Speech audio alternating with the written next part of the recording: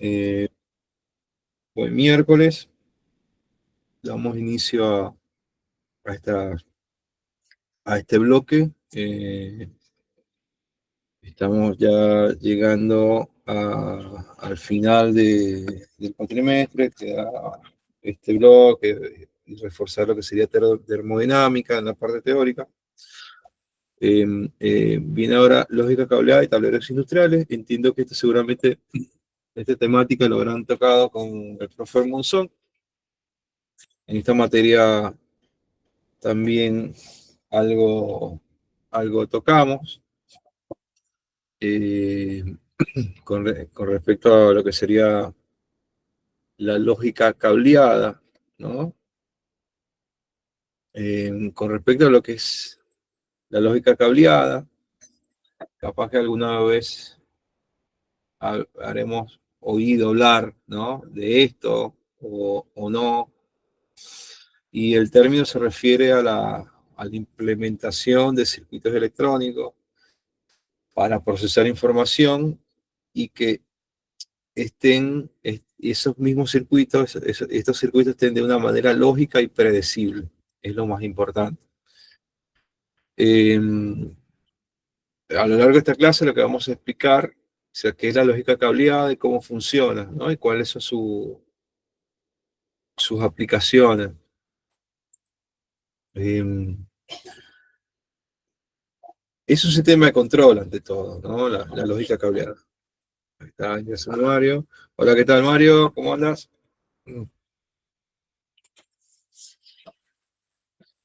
Eh, es un sistema de control, la lógica cableada,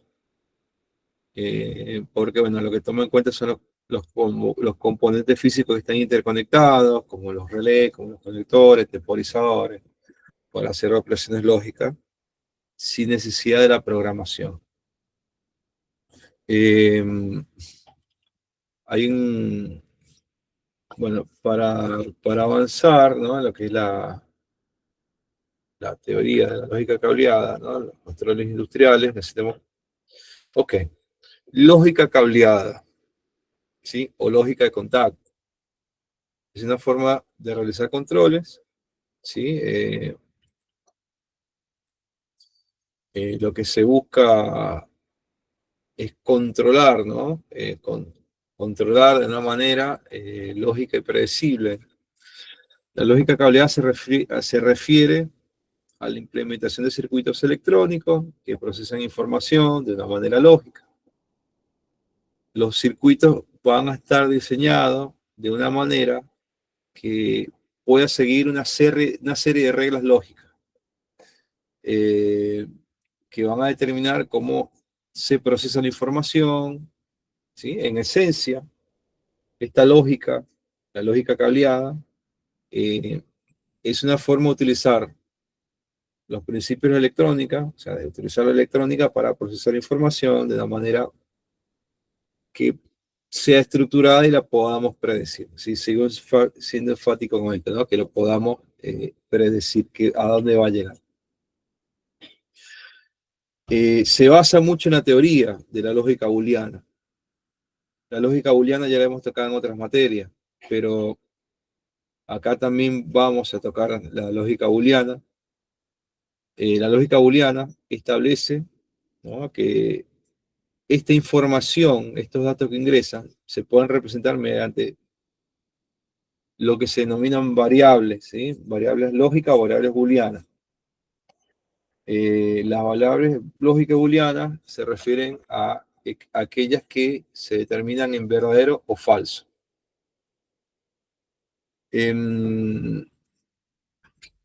Los circuitos que se basan en esto, o sea, los circuitos se basan en esto para realizar sus operaciones, ¿no? Las operaciones son lógicas y aritméticas. ¿Cómo funciona la lógica cableada? Funciona gracias a que estos circuitos electrónicos que procesan información, repito, lógica y predecible,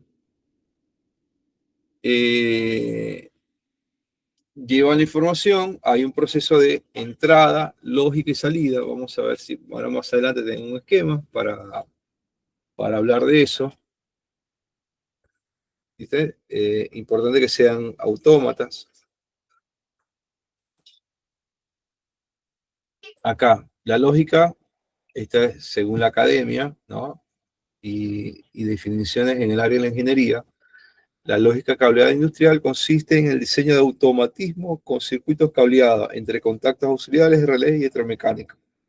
Contactores de potencia, relés temporizados, diodos, relés válvulas de doble hidráulica o neumática y otros componentes. Eh, ahora, cosas que vamos a ver, ¿no? Más adelante creo que las borneras, ahora vamos a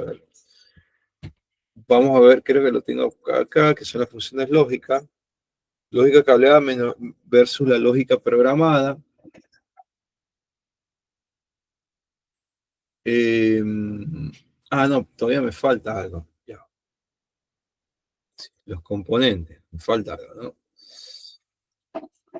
Los componentes principales en la lógica cableada son los relés electromagnéticos, por ejemplo, que se usan para controlar el encendido de un motor cuando los dos interruptores están desactivados simultáneamente, o para invertir el sentido de giro de un motor cambiando la polaridad, ¿no?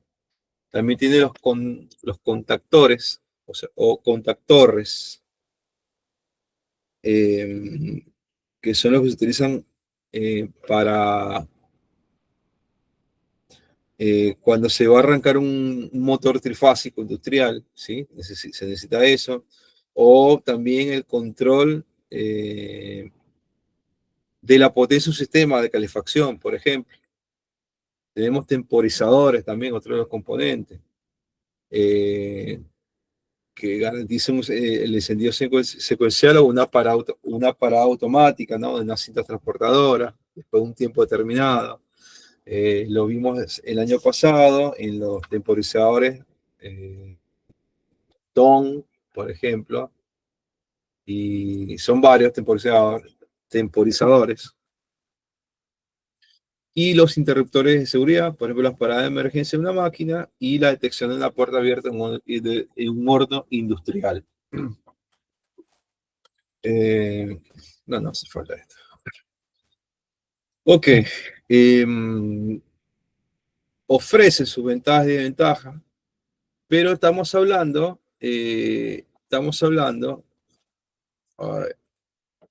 hablando de la lógica cableada se usa mucho, también se usaba mucho, ¿no? Cuando estos componentes que los nombré fueron sustituidos en gran medida por un relé, o sea, perdón, por un PLC. Y ahora más adelante vamos a ver el tema, cómo es la cosa. Eh, lógica cableada versus la lógica programada. En sistemas mayores, ¿sí? Se emplea lo que sería la programación, ¿sí? Los circuitos que constan necesitan un controlador como el PLC.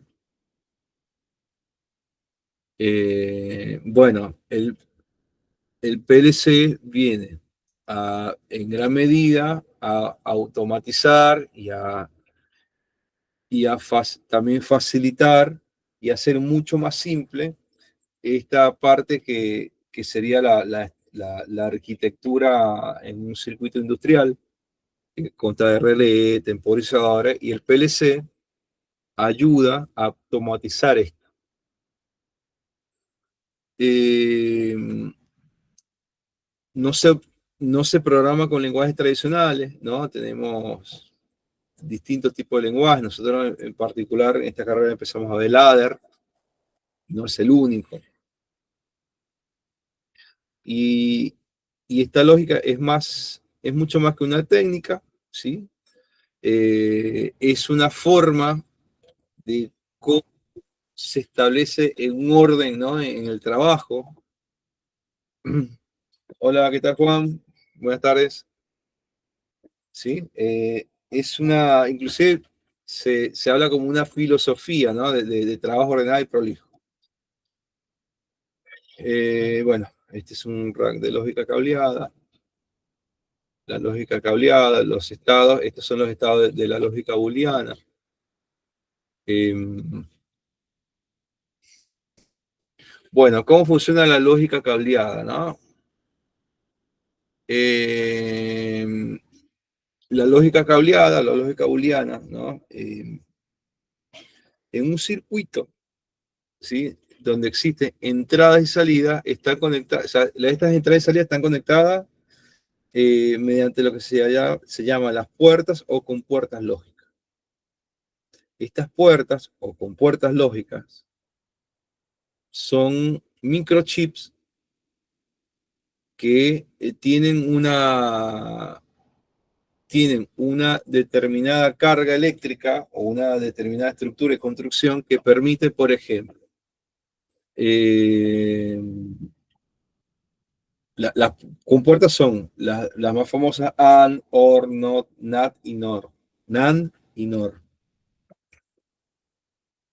Al menos acá, por ejemplo, en algún caso necesitamos que cuando en un circuito recibe una entrada que sea falsa, o sea un cero en un circuito digital,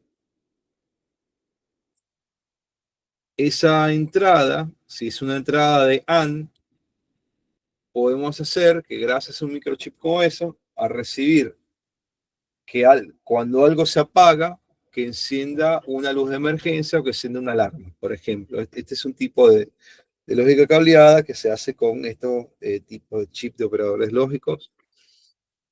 El esquema de conexión y el esquema de control. El esquema ahí hay que distinguir, ¿no? Lo que sería el esquema de conexión, que indica la entrada de los puertos, si los puertos son analógicos o digitales, eh, el voltaje de los puertos, si las entradas donde están, si las entradas se refieren a pulsadores o no pulsadores, ¿no? Si, por ejemplo, una entrada de arranque es una entrada que es un tipo de lógica OR, AND o OR, ¿no? En este caso, donde mientras está positivo sigue teniendo una salida negativa.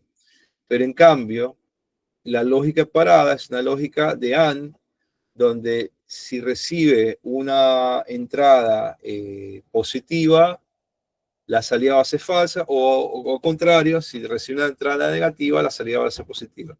Pero esos son microchips que garantiza eso, que cuando se toque un botón se pare todo, o que cuando toque un botón se encienda todo. Pero eso lo hacen estos tipos de microchips. Pero en un PLC te facilita todo este tipo de estructura porque ya te puede automatizar a todo. A ver, el esquema de conexión, ¿no? Bueno, los ejemplos de aplicación, ¿no? En la lógica cableada, el control de un ascensor, por ejemplo, que necesiten la lógica para tenerse en los pisos solicitados, seguridad para no mover las puertas si están abiertas, o sea, una seguridad si se abren las puertas se para el móvil, el actuador del motor, ese es un tipo de lógica que se utiliza en este caso. Los sistemas de riego automático, que lo activa un sensor que mide la humedad, o un temporizador, ¿no? Cuáles son los días de tiempo de riego, por ejemplo, verano, primavera. También se utiliza en control de la iluminación, que se ilumine con la detección de movimiento, y el de apagado automático después de un tiempo. ¿Sí? Estos son otro de los tipos. Acá está, ¿no? La identificación del cableado. Acá, ¿no? Con respecto a la identificación del cableado, acá tengo algo, ¿no? Identificación del cableado. Me faltó acá la polarización de corriente continua y la polarización de corriente alterna. Eso me faltó. Hay varias cosas que me faltaron. Voy a agregar, ¿no? Voy a agregar una foto, ¿sí? Una foto en la presentación que va a ser, permiso, la foto en la presentación que lógica cableada. Lógica cableada. Sí, lógica cableada. Borro acá y agrego, ¿no? Por ejemplo, esto faltaba y acá lo agrego en grande. Esto faltaba. Muy bien. Este tipo de dispositivo, ¿no? Cuando tenemos el dispositivo tipo buffer, ¿no? Que recibe una entrada A y para dar una entrada B, si la entrada A es positiva o es negativa, el resultado va a ser negativo. O sea, si es negativo, es decir, si recibe una entrada de un tipo de polaridad, la salida va a ser igual. Por ejemplo, reciben apagado, como salida tiene apagado. Recibe encendido, como salida tiene encendida. Este tipo buffer. Ahora tenemos el circuito de negación, ¿sí? De negación sirve. Si yo recibo una entrada que es negativa, la salida va a ser positiva, como el caso que les comenté, que es un botón de parada o un ascensor donde se va a detener cuando se accione la puerta. Después tenemos la salida de tipo AND. Esto es cuando ya tenemos dos tipos de entrada, cuando ya hay dos tipos de entrada, y acá es otra cosa. Por ejemplo, si yo tengo dos entradas negativas, el resultado va a ser negativo. Por ejemplo, puede ser que se pueda usar en un sistema donde me indican que el motor se detuvo, un motor de una cinta transportadora se detuvo y también se detuvo un brazo mecánico, ¿no? O un sensor está dando negativo que no consigue algo. Entonces puede ser que el actuador de la cinta se detenga, ¿sí? Por seguridad. Ahora, puede ser que recibamos una entrada, acá está en el AN, entonces entrada positiva, en este caso, la misma cinta. Si detecta algo en el sensor y tal, también, o sea, se detecta en dos sensores, digamos, se detecta algo de sensores y mandan un verdadero, es decir, un true, bueno, se va a accionar un motor, cosas como esa. Caso contrario pasa con el OR, ¿sí? Después tenemos funciones de repetición en la lógica cableada, las funciones de inversión, dependiendo de lo que se busque. Bueno, esto hacía falta. Identificación de las borneras. Yo tengo algo acá de las borneras.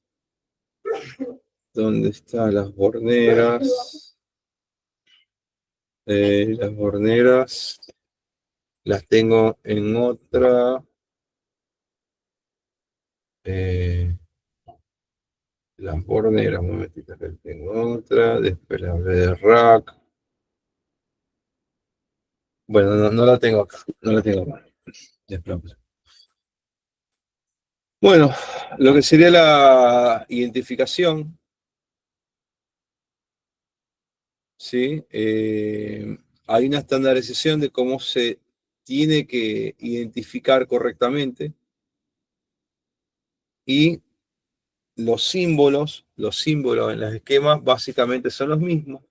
Por ahí difieren en algunos aspectos, dependiendo del lugar. Por eso, por ejemplo, la resistencia puede ser de una manera o de otra. Pero no, o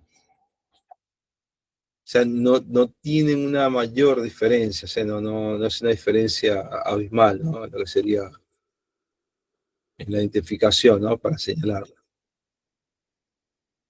Bueno, está, está el tema de borneras, que yo tenía por acá, borneras. Ah, sí, tenemos lo que serían los esquemas de conexión, identificación del cableado, está. Entonces, en los tableros, también la lógica booleana, ¿no? Cómo están las borneras, cómo es la estructura de los cables armados. Eh, a ver, esto ya se lo comenté. Vamos a ver, tenemos otra explicación que tengo por acá. Que me parece que tengo que pegar. Tengo una foto que me parece que tenía que pegar. Eh,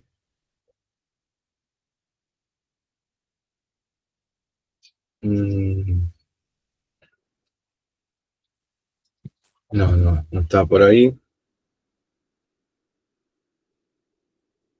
No está por ahí, ¿no? Bueno, no está por ahí. El dibujo que ven, ¿sí? Es la bornera frontal, donde llegan los cables armados, así que pasan por el gabinete, también tienen una lógica. Van a ver que en la diapositiva anterior aparece cómo están los bornes, cómo están constituidos, cuáles son los diodos que los componen, cómo es la polaridad, cómo es el paso de la corriente.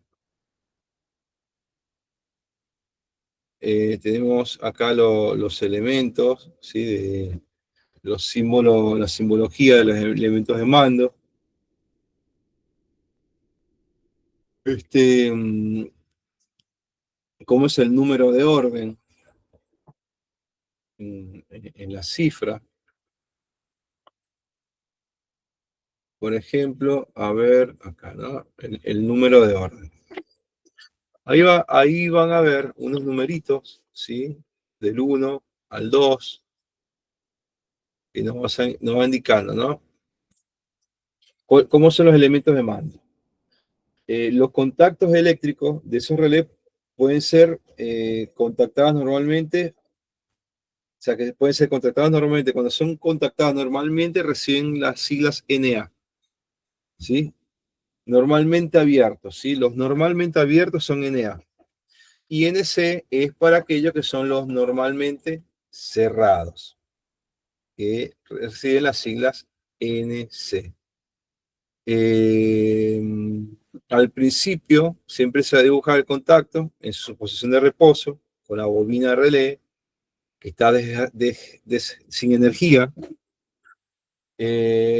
o se coloca en su posición de off. Los contactos que son los normalmente cerrados, NC, se dibuja cerrado y el contacto también cerrado. Creo que por acá tengo un ejemplo de los bordes, vamos a ver. A ver, el dibujito. Se dibuja cerrada. Bueno, con respecto a la segunda cifra, si es 1, la segunda cifra si es 1 o 2, si la segunda cifra que ven es 1 o 2, estamos hablando de un contacto eléctrico normalmente cerrado. En cambio, si es 3 o 4 es normalmente abierto. Si es 5 o 6 es un especial normalmente cerrado. Y si es un 7 o 8 es un especial normalmente abierto. Es el orden de la cámara al contacto. Bueno, las funciones lógicas, a ver, las funciones lógicas normalmente empleadas en la lógica cableada son las mismas que en los circuitos digitales con puertas lógicas. Esto, esto no me gusta como estaba, no me gusta cómo había quedado. No, como es una cuestión de toco. Eso. Listo.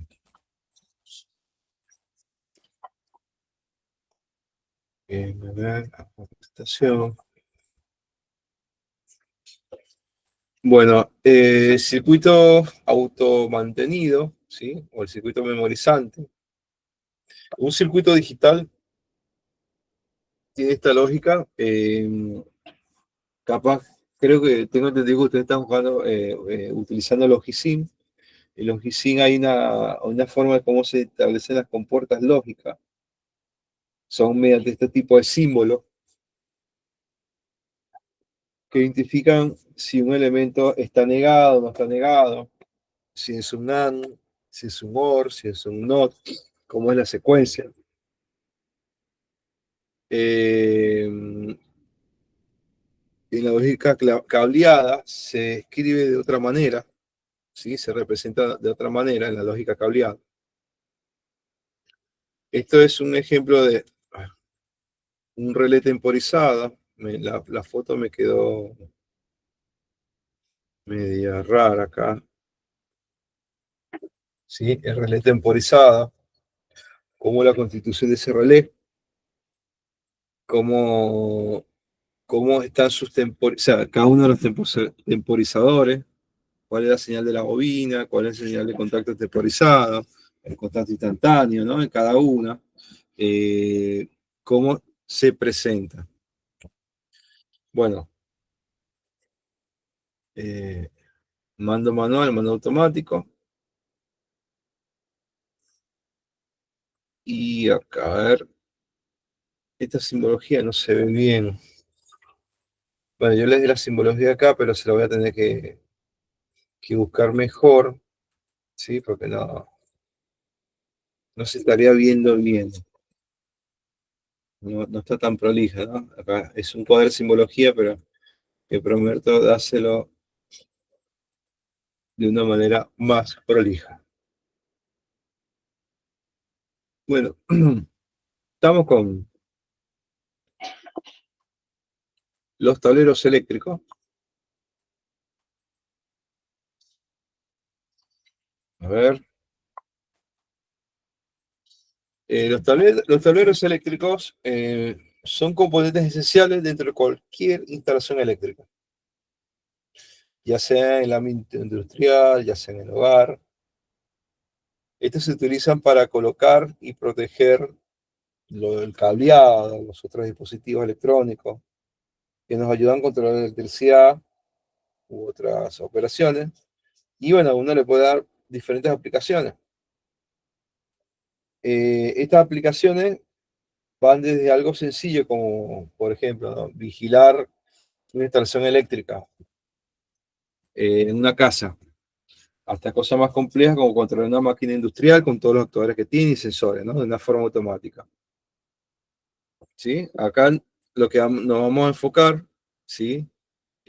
Más que todo en cuáles son los diferentes tipos de tablero y cómo se usa, ¿no? En la industria.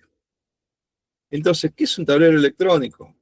Bueno, también conocido como gabinete eléctrico, es un armazón que está compuesto por materiales que son capaces de resistir diferentes condiciones que surgen alrededor de este mismo, ¿no? ¿Cuáles son las condiciones que pueden surgir de este mismo? Bueno, la electrificación, el magnetismo, el calor, ¿sí? Están diseñados para eso, ¿no?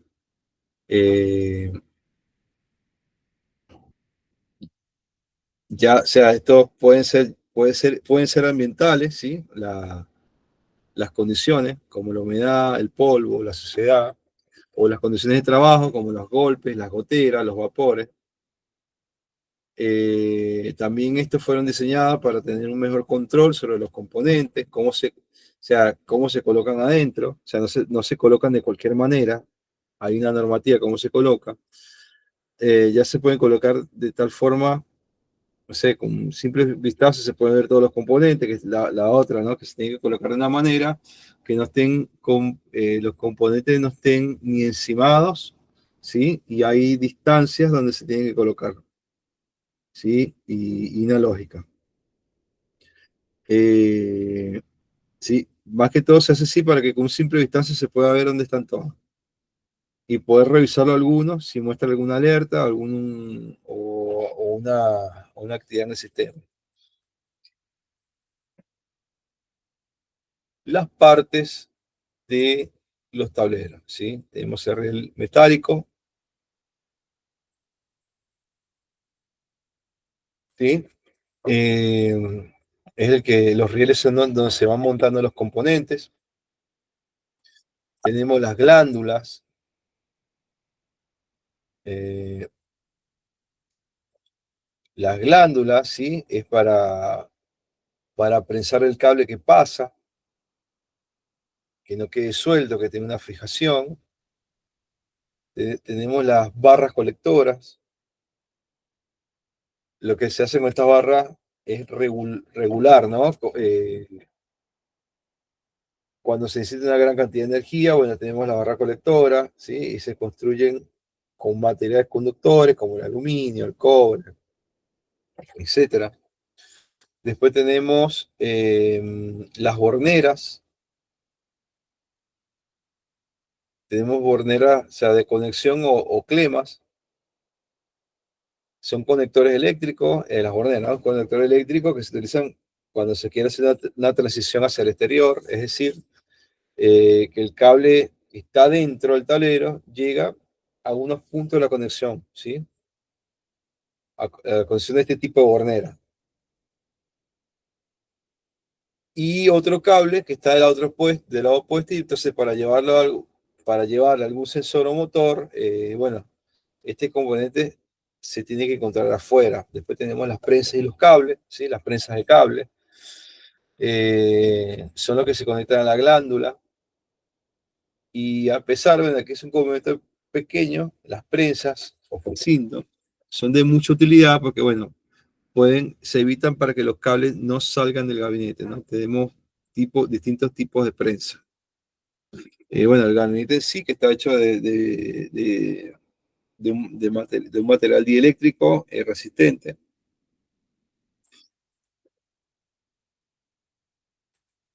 Por ejemplo, los rieles metálicos sirven como base para montar todos los componentes. Las barras colectoras, ¿sí? Cómo se constituye, están hechas de aluminio cobre. Las canaletas, no les hable de las canaletas, se utilizan para guiar los cables. Este se lo comenté, prensa de cable.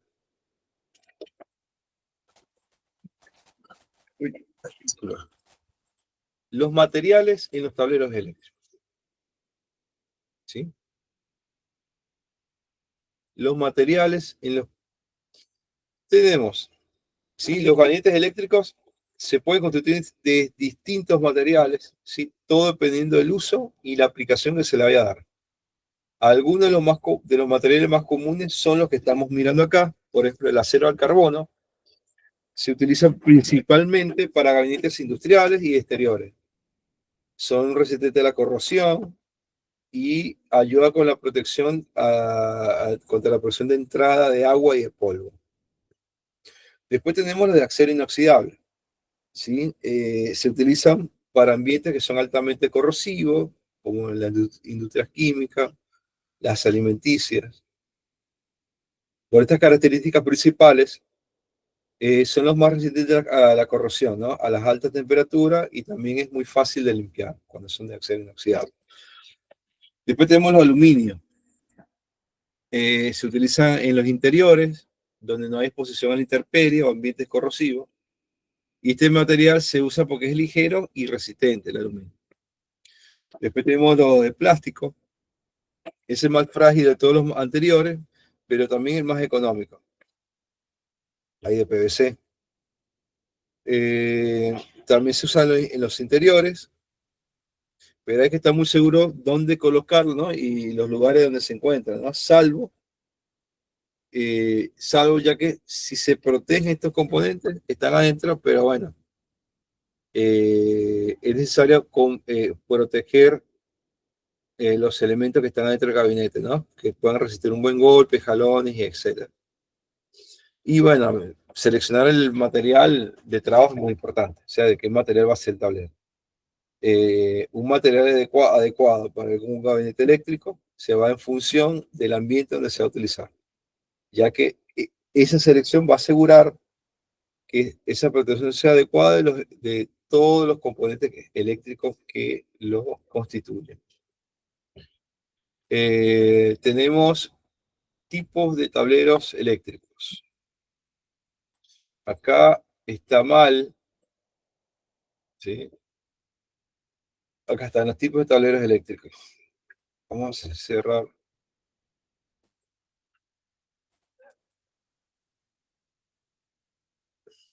Tipos de tablero eléctrico, ¿no? Acá está. Tenemos de distribución,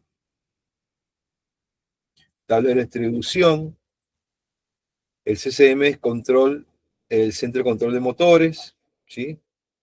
Tableros de centro de carga alumbrado, tableros de control de potencia y tableros de lo que se llama protección, control y medición.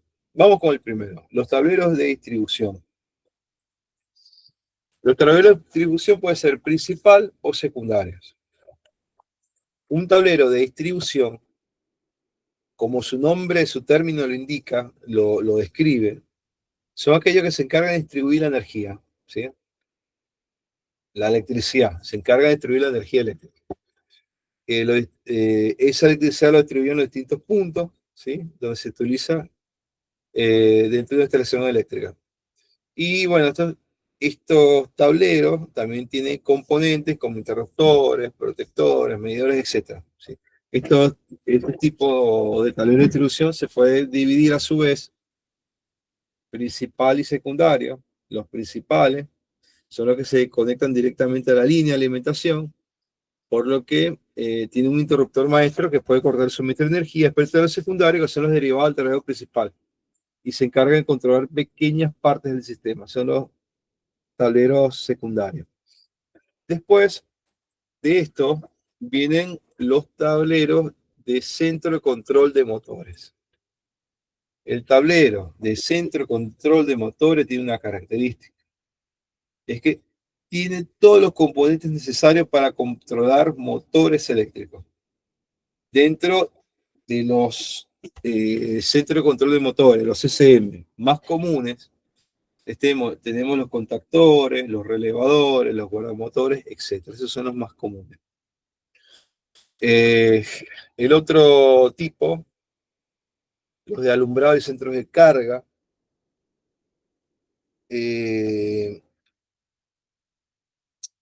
aunque alumbrado y centro de carga son dos tipos distintos de tableros, ¿sí? Son diferentes, son bastante parecidos, ya que como su nombre lo indica, el de alumbrado sirve para enviar energía eléctrica a los circuitos que iluminan, mientras que los de carga utilizan, ¿sí?, esa electricidad para las tomas de corriente, ¿sí? Para las tomas corriente o, bueno, los enchufes, ¿sí? Se distribuyen de esa manera, son los centros de carga. Después tenemos los centros de control de potencia, ¿sí? Más que todo distribuyen a grandes cantidades de energía, se utilizan en instalaciones que tienen una alta demanda de electricidad, como las plantas industriales. Acá se utilizan este tipo.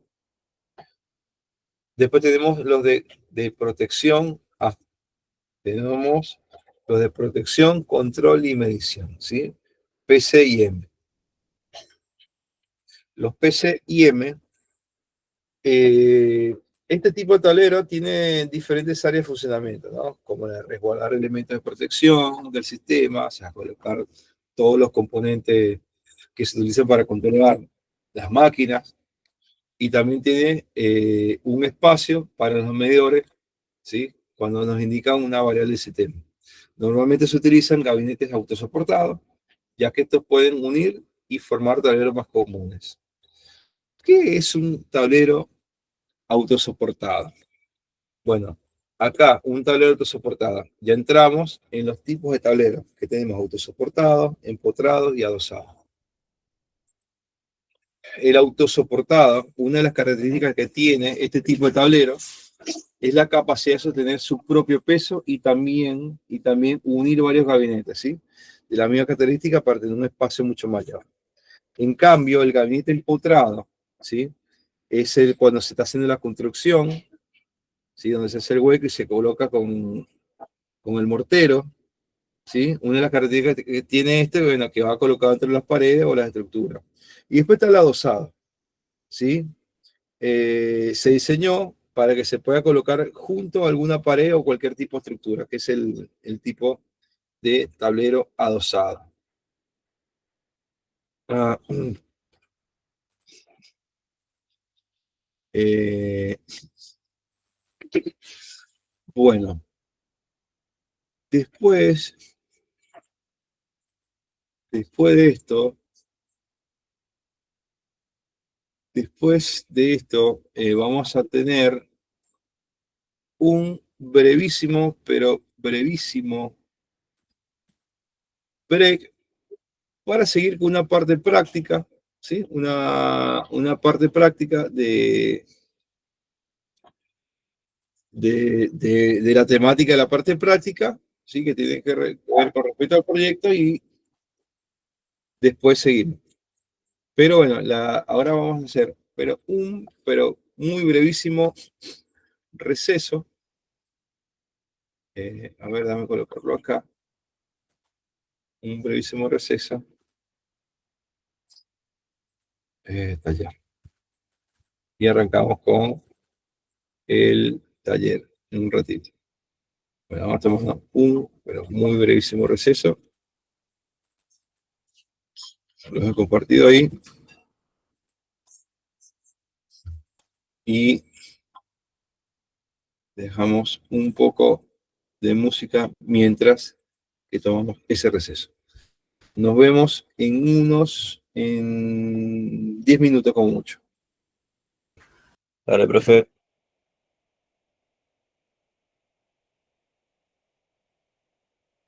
Dale, dale.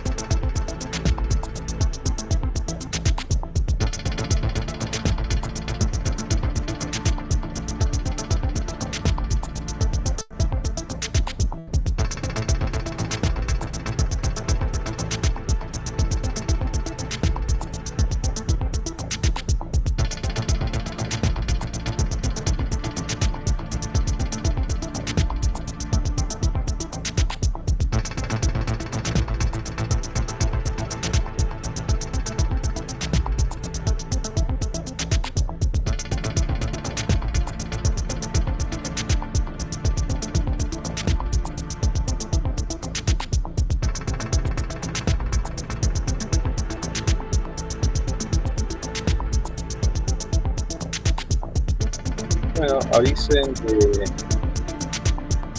nos vamos conectando y un minuto, ¿sí? Vamos a ver la última parte que con diagramas.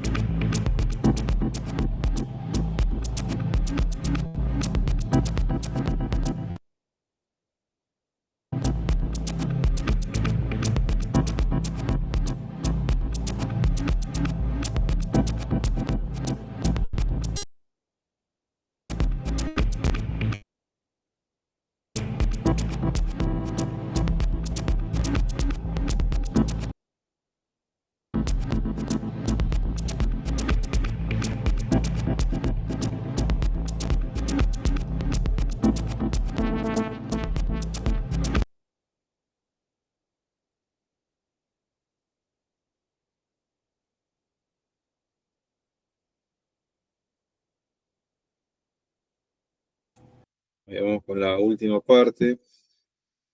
La parte va a ser corta y tengo que subir un par de imágenes. Imágenes para agregar imagen de dispositivo. Después son archivos PDF. Las imágenes que vamos a las imágenes las imágenes que vamos a sacar.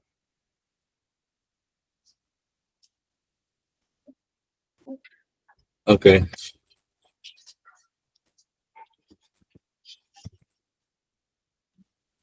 ok, listo. Vamos a hacer esta última parte. Mm, bien. Vamos a separar. Creo que tengo que empezar por esto.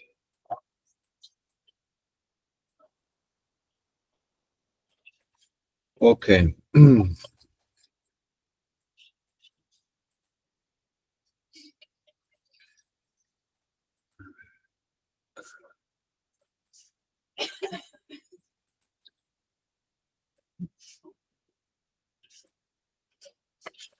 Bueno, vamos con esta parte. Los dibujos que aparecen a continuación, ¿sí? Son esquemas, son diagramas eh, son diagramas de cintas transportadoras, hay una, en la mayoría coinciden, ¿sí? Que el motor, el actuador, siempre está en uno de los extremos. Y está en uno de los extremos debido a una cuestión de tracción. En este caso, hay una,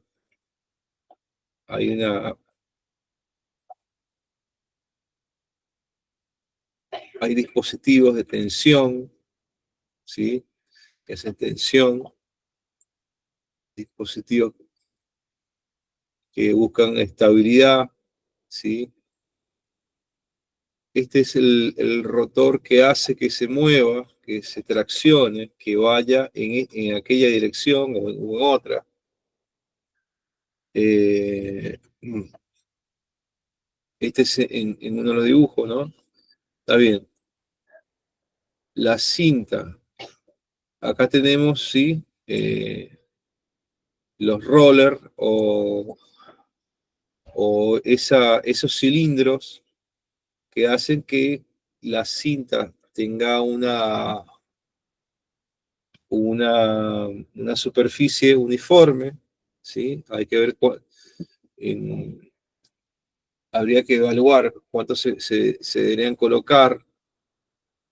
No se descarta el uso de rulemanes para mantener la estabilidad. Bueno, los materiales de transportadora, ¿no? Hay unos que se pueden utilizar de cuerina, goma, y otros, que ahora le voy a mostrar, que utilizan varios cilindros, unos pegados sobre otros.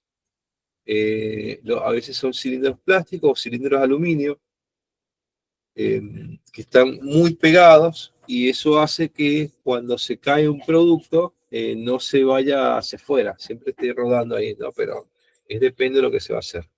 En el caso de una llenadera de líquido, conviene un transporte liso y sin muchas tensiones que pueda hacer que algo se vuelque. Bueno, después está este. Mm, No sé si se ve. Vamos a ver. No sé si se ve. No, no es muy buena la imagen, pero acá paso a describírsela. Como en todos, el motor está en un extremo. Como en todas las imágenes, el motor está en un extremo. Lo que le comentaba, estos soportes, ¿sí? Este tipo de soportes, estos caños que van a sostener a la cinta para mantener la estabilidad. También está en este tipo, ¿sí? Se llama breakpoint, ¿sí? Las cintas de breakpoint. El actuador siempre está en este tipo de, ¿sí? Son actuadores de tipo DC. DC ya lo probamos con paso, ya tuvimos algún inconveniente. Bueno, lo más fácil es usar con motores DC. Eh, para el próximo miércoles, para poder avanzar con la actividad, vamos a tener los motorcitos DC que son más chiquitos, para evitar caídas de tensión, pero nada más lo cambiamos con eso, es suficiente. Vamos a ver el otro, ¿no? Este es un esquema, sigue con el mismo. Este, a diferencia del resto, hay un componente que hay que empezar a evaluar, ¿no? Que es dónde ubicamos el switch, dónde lo ubicamos.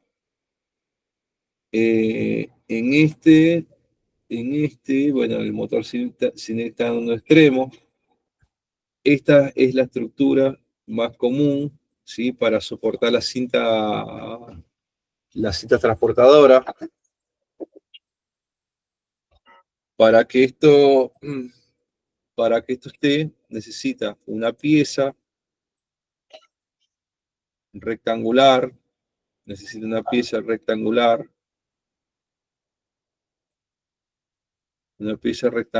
que la tenga, que pueda eh, colocar,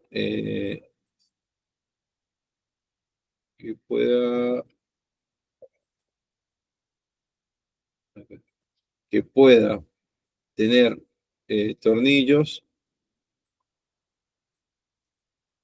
tornillos, ¿sí?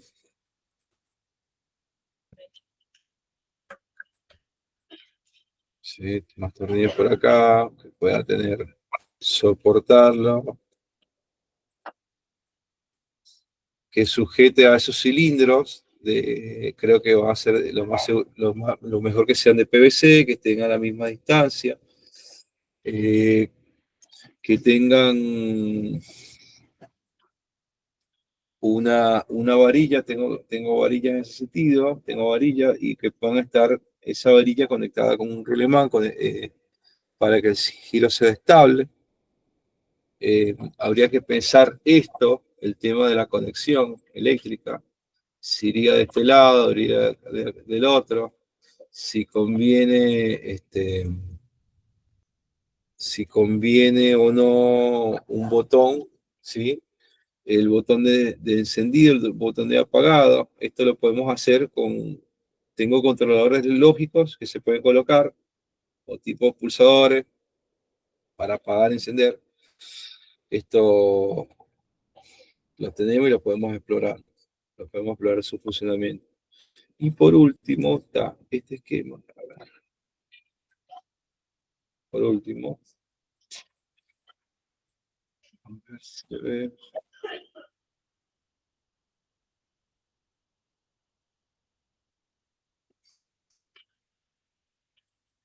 No se ve bien esto. No se ve bien. Este era un tipo de cinta, de cinta transportadora. En este caso tiene una inclinación, este es para subir bultos, pero acá está, ahí están los sensores, pero bueno, es una cinta transportadora enorme, donde el motor está igualmente en uno de los extremos, ¿sí? En este caso es un motor que hace también girar a la otra cinta transportadora, son dos cintas transportadoras, ¿sí? Donde van cayendo los productos, pero bueno, todas tienen la tracción en unos de los costados. No, quería tener un tiempo para mostrar eso. Y bueno, nos estaríamos viendo mañana, chicos.